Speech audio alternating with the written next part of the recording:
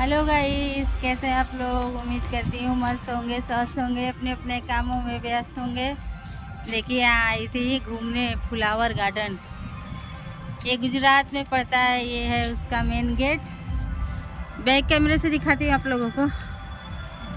देखिए यहाँ का कुछ ऐसा ही नज़ारा है भाई। वाह, ये है पानी का टंकी। ये लगता है खेती वेती होता होगा इसमें। ये देखिए, ये है फ्लावर गार्डन।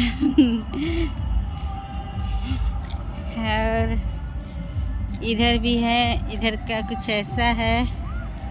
ये देखिए, इसका ये मेन गेट है फ्लावर गार्डन का। वीडियो कैसी लगी, अच्छी लगी तो कमेंट करिएगा, शेयर करिएगा, लाइक करिएगा, सब्सक्राइब करिएगा और सुमन को भी आगे बढ़ाइएगा। वीडियो के यहीं पे करते हैं।